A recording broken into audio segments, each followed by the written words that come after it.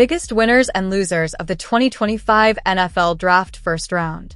In today's video, we'll break down the biggest winners and losers from the first round of the 2025 NFL Draft, starting with the Tennessee Titans selection of Cam Ward and working through the most impactful moves of the night. Tennessee Titans select Cam Ward number 1 overall. The Titans took Miami quarterback Cam Ward with the top pick, officially turning the page at the franchise's most important position. Ward brings a strong arm, impressive athleticism, and the ability to make plays both in and out of the pocket. He's widely seen as the best quarterback in this year's class, which lacked the depth of 2024 but still offered a high upside option for Tennessee. Ward's skill set gives the Titans hope for a long-term answer at quarterback, something they've been searching for since the days of Steve McNair. However, not everyone is convinced this was the optimal move. Some analysts argue that the Titans missed an opportunity by passing on electric two-way star Travis Hunter, especially considering they reportedly declined a significant trade offer from the Giants for the number 1 pick. Ward will need support, particularly at receiver, and the onus is now on the Titans to build around him under Brian Callahan's leadership in his second year as head coach. Jacksonville Jaguars trade up for Travis Hunter. The Jaguars made perhaps the boldest move of the night, trading significant draft capital to move up to number 2 and select Travis Hunter. Hunter is a generational two-way talent, the first full-time two-way player to win the Heisman since Charles Woodson. He dominated as both a receiver and cornerback, winning the Biletnikoff and Bednarik Awards, and is expected to contribute on both sides of the ball for Jacksonville. While the Jaguars paid a hefty price, the consensus is that Hunter's potential impact justifies the move. He gives Trevor Lawrence a dynamic weapon alongside Brian Thomas Jr. and immediately upgrades a defense that struggled in 2024.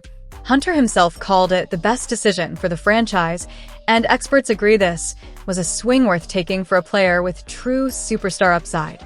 New York Giants land Abdul Carter. The Giants made a splash by selecting Abdul Carter, a top 2 player on many draft boards and arguably the best defensive prospect in the class. Carter fills a major need as an edge rusher and brings elite athleticism and production to a defense in need of playmakers. While some had Travis Hunter as their top prospect, Carter's selection is widely seen as a strong value and a foundational move for New York's defense. New England Patriots. Will Campbell, OT, LSU, pick 4. At number 4, the Patriots took Will Campbell out of LSU. Campbell projects as a high-floor, versatile lineman, likely a Pro Bowl-level guard at minimum, with the potential to start at tackle. While there are some concerns about his ability to handle elite edge rushers on the outside, Campbell's physicality and football IQ make him a safe, foundational pick.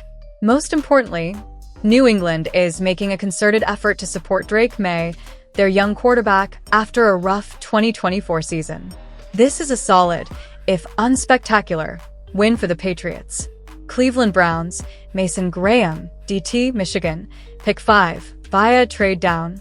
Cleveland traded down from number 2, acquiring extra picks, including a 2026 first-rounder, before selecting Mason Graham. Graham is one of the top interior defensive linemen in the draft, bringing power and production to the Browns' front. While some fans may lament passing on Travis Hunter, the Browns' strategy of accumulating assets and building depth is sound, especially for a team not a player away from contention. This move is widely viewed as a smart, long-term play, making Cleveland a winner for their process and value. Las Vegas Raiders. Ashton Jeanty, RB, Boise State, pick 6. The Raiders addressed a major need by drafting Ashton Jeanty, the top running back in the class. Jeanty is a dynamic, 3-down threat who should immediately take pressure off newly acquired quarterback Geno Smith.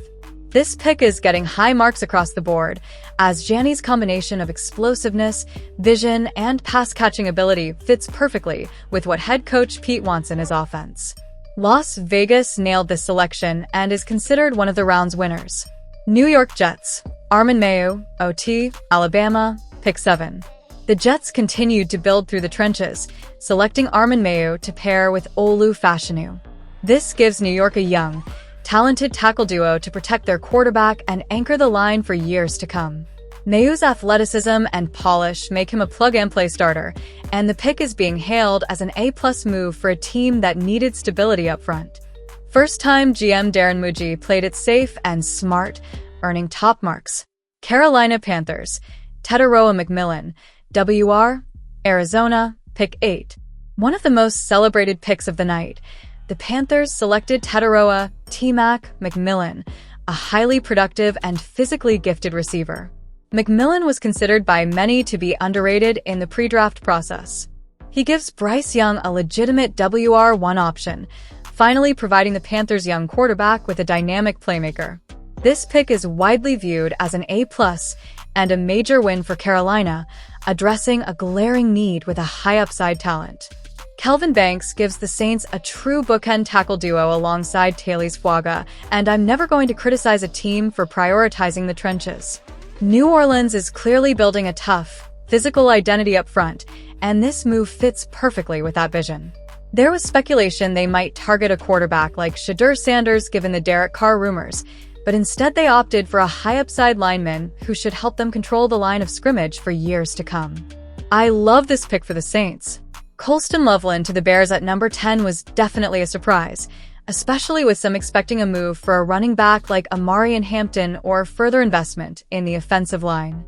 But Ben Johnson and Ryan Poles are giving Caleb Williams another premium weapon. Loveland is a smooth, athletic pass catcher who can create separation and be a reliable target, joining a skill group that already features DJ Moore, Rome Odunze, and Cole Kmet. Some will call this a reach, especially with Tyler Warren still on the board, but Loveland was the top tight end in the class for many analysts and brings big play potential to the offense. I'd grade this pick in the B+ to A- range. Maybe not a home run, but a strong addition and a clear signal that Chicago is all in on maximizing Williams' supporting cast. For the 49ers, Michael Williams was a bit of a reach based on most boards, but if there's any staff that can develop a high-upside edge rusher, it's San Francisco. He'll get to learn behind Nick Bosa and play in a favorable situation, so while I wasn't as high on him pre-draft, I can see the logic. The Cowboys might have reached a bit for Tyler Booker, but with Zach Martin retiring and Dak Prescott locked in for $240 million, they had to fortify the interior offensive line. Booker is a powerful, athletic guard who should help keep Prescott upright, and it's hard to fault Dallas for making sure their franchise QB is protected. Overall, these teams made moves that reflect their priorities, whether it's dominating the trenches or arming a young quarterback with more weapons.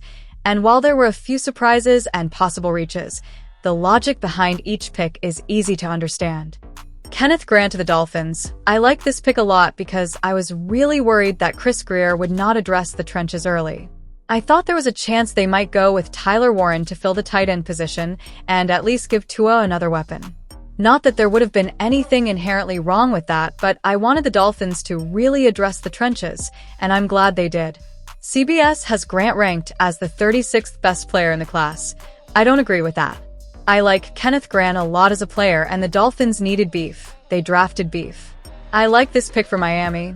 I wouldn't say I love it, but I do like it.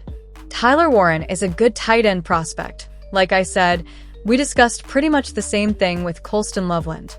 What I will say with Warren is, if Anthony Richardson cannot consistently connect with Tyler Warren, then the Colts have much bigger problems on their hands. Warren is a great player who absolutely fills a position of need for the Colts. That tight end room last year was really bad. I love the pairing. This was a common fit throughout the draft process, and there's a reason for that. I like the selection. He's a good player, and if he cannot be consistently given the football, then Chris Ballard and Shane Steichen are probably fired. That's kind of the thought there. Jalen Walker to the Falcons. I'll admit, I'm not a huge Jalen Walker guy. There are some people who think a 6 feet 1 inch, 245-pound edge rusher who wasn't a full-time edge in college is going to be a really good edge rusher at the NFL level. I know people can point to Micah Parsons, but Micah is kind of one of one. He's more of an outlier than the standard. I like Jalen Walker a lot more as a linebacker. I had him around the 25th player in this class because I'm a little lower on him than consensus, even though CBS has him ranked 7th. I do like Jalen Walker as a linebacker, so we'll see how this plays out. If I had to give a grade for the Falcons, I'd give it a B, and we'll get to another pick for them in a minute. One of my favorite picks in the first round was Walter Nolan going to the Cardinals at number 16 overall. With Nolan joining Darius Robinson from last year and new addition Josh Sweat, Arizona is building a formidable defensive front. I absolutely love this pick for the Cardinals. They're continuing to address the trenches and building their roster the way Jonathan Gannon saw it done in Philadelphia, focusing on dominating up front. Nolan brings size, athleticism, and production, coming off a season at Ole Miss with 14.5 tackles for loss and 6.5 sacks, and he's expected to make an immediate impact as both a run defender and a pass rusher. This pick, right alongside Teteroa McMillan, is one of my favorites of the entire first round, and I consider the Cardinals big winners for sticking to a proven team-building philosophy. On the other hand, Shamar Stewart to the Bengals wasn't my favorite selection. Cincinnati already has Miles Murphy, who they drafted a couple of years ago at edge, and Trey Hendrickson, who's coming off back-to-back 17.5 sack seasons. I'm not a huge Shamar Stewart guy. I like the idea of him as a prospect, but I have a lot of questions about his game and fit in Cincinnati. If I had to grade it, I'd give the Bengals a C to C+ here. By contrast, I loved the pick of Grayson Grable for the Seahawks. Seattle desperately needed help on the interior offensive line, and Grable is a strong, smart football player who fits the draft a good player, figure out the rest later approach. This is a great move for the Seahawks. As for the Buccaneers, I was surprised by the selection of Emeka Egbuka. It's not that I dislike the pick. He's a talented receiver, but with Mike Evans and Chris Godwin already on the roster, though Godwin is coming off a tough injury, I thought they might go defense with players like Jair Brown, James Pierce, or Donovan Azaraku still available. That said, Egbuka gives Tampa Bay the flexibility to run a lot of 11 personnel with Evans, Godwin, and Egbuka on the field. He's a good football player, but this move confused me a bit more than anything else. Denver going defensive back at pick 20, I actually like the Jahdi Barron selection quite a bit. Barron is a really good football player and, more importantly, he's landing in a great situation for his skill set to shine. The pick was a surprise to me, mainly because I thought Denver would target a running back like Amari Hampton, who ended up going to the Chargers just 2 picks later. Still, I don't dislike the Barron pick at all. He's coming off a stellar season at Texas, where he won the Jim Thorpe Award as the nation's top defensive back, notched 5 interceptions, and showed the kind of versatility to play corner, nickel, or even safety. He joins a Broncos secondary that already features Pat Surtain too, giving Denver one of the most talented and flexible defensive backfields in the league. Barron's instincts, physicality, and ability to contribute in run support and coverage make him a strong fit, and I think he'll succeed in this environment. As for the Steelers, everyone expected them to go quarterback with Shedeur Sanders, but they instead selected Derek Harmon. I like this pick for what it is. Harmon joins a defensive line that already has Keanu Benton, another year of Cam Hayward, plus TJ Watt and Alex Highsmith. This is the defensive equivalent of surrounding a young quarterback with weapons. Pittsburgh is making sure their defensive front remains a strength, and they've consistently done a good job building through the trenches. Amari Hampton to the Chargers is a pick I absolutely love. Even though they gave Najee Harris a sizable contract, I'm not a big Najee fan, and I think Hampton is already a better football player. Spending a little money on Harris shouldn't stop you from drafting a difference maker like Hampton. We know Jim Harbaugh loves to play physical, smash-mouth football, and Hampton fits that mold perfectly. This is a pick that makes a ton of sense for the Chargers and should pay off right away. A pick I really liked in the first round was the Packers selecting Matthew Golden, their first-round receiver in over 20 years, and with the draft being held in Green Bay, it made the moment even bigger. Golden brings elite speed, reliable hands, and versatility to the Packers' offense, clocking a blazing 4.29-second 40-yard dash at the Combine. He's coming off a breakout season at Texas, where he posted 987 yards and 9 touchdowns on 58 catches, showing he can be a true deep threat and a reliable target for Jordan Love. This pick upgrades the Green Bay receiving room in a big way and gives them a dynamic weapon they've been missing for years. Not much else to say. This is a clear upgrade, and I like the fit a lot. For Minnesota, the selection of Donovan Jackson addressed the last big hole on their offensive line. With Christian Darrisaw, Blake Brandel, Ryan Kelly, Will Fries and Brian O'Neill already in place, Jackson solidifies the group. Maybe 24th overall is a bit early, and you could argue they could have traded back, but when you can upgrade a starting offensive lineman spot, it's hard to criticize the pick too much. Jackson projects as a solid starter for the next 5 or 6 years, and if you think he's your guy, you take him rather than risk missing out by moving back. The Giants trading up for Jackson Dart is interesting. I'm not a huge Dart believer as a prospect. He felt more like a late second-round quarterback to me, but I do like the landing spot. He'll get to develop behind Russell Wilson and Jameis Winston and work with Brian Daboll, which is a good setup for a young QB. The Giants didn't give up too much in the trade, a second, a late third, and a future third. So I'm fine with the move if they believe Dart can be their franchise guy. I'd be surprised if he plays much in 2025, so this is clearly an investment for the future. Now, my least favorite process of the night was the Falcons trading number 46 and a first-rounder next year to move up. That's a move I have a lot of issues with, and I'll get to that in a minute. James Pierce Jr. to the Falcons at number 26 is a move I just can't get behind. I wasn't high on Jalen Walker to begin with, but trading a first-round pick next year and an early day 2 pick for James Pierce Jr. really raises some red flags for me. Credit to Les Snead for getting that return, but from Atlanta's perspective, the trade value just isn't there.